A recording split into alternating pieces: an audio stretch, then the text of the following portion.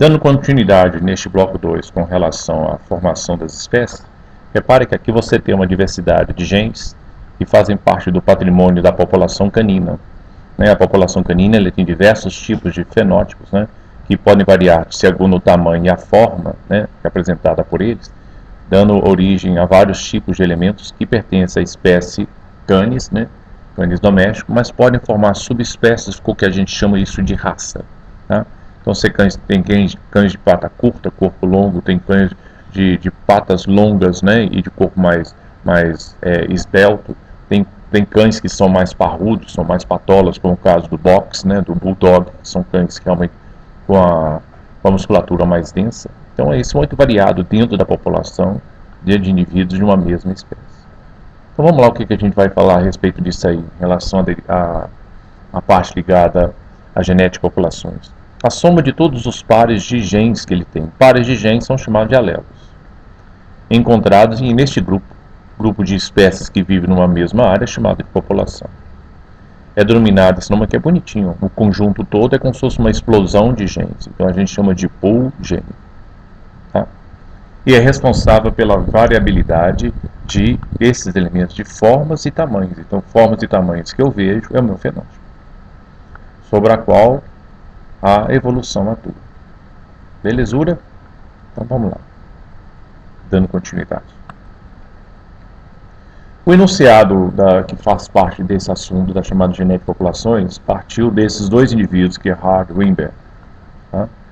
Um era um matemático, que é Hart, e o outro é Weinberg, que ele era um médico. Engraçado que essa resolução a respeito da dominância, você vai ver daqui a pouquinho a situação, o problema, por que a ideia nasceu dessa lei, chamada lei de Hart e Weinberg, partiu de um geneticista que lançou esse problema, que foi Punnett, na sua investigação.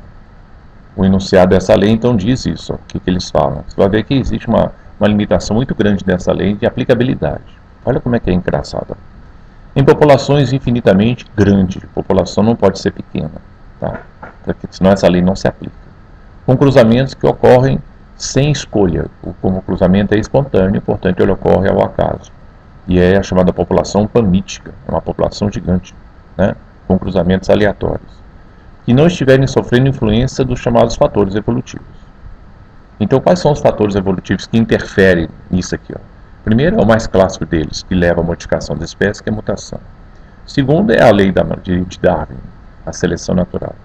E o terceiro é o movimento populacional. O movimento populacional a gente chama de imigração. Não haverá, olha que interessante, não haverá alteração do pool gene, porque esses elementos aqui, principalmente a mutação, causam alteração do pool gene. Isso é, as sequências gênicas e tanto as sequências gênicas e genotípicas se manterão de forma inalterada, portanto vão se manter constantes. Esse é o enunciado básico da lei de Hart e Weinberg. Dentro disso, então, partiu de onde essa ideia? Como é que surgiu esse enunciado? Surgiu de Punnett, que é um geneticista. Olha qual foi a ideia dele. Reginald Punnett ficou intrigado porque a maioria das pessoas da Inglaterra possuem dedos normais, que é uma característica engraçada, não é uma característica dominante. Se não é uma característica dominante, é uma característica recessiva.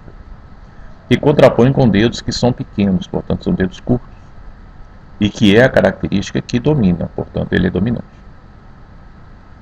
A equação de Hart explica por que os alelos que são dominantes não substituem os alelos que são recessivos, que ele mantém uma constância na população.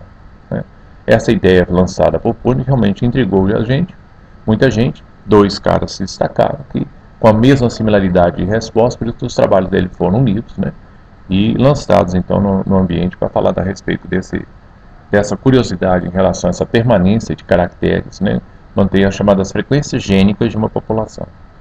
Beleza? Vamos fechar aqui o bloco 2, daqui a pouquinho eu volto.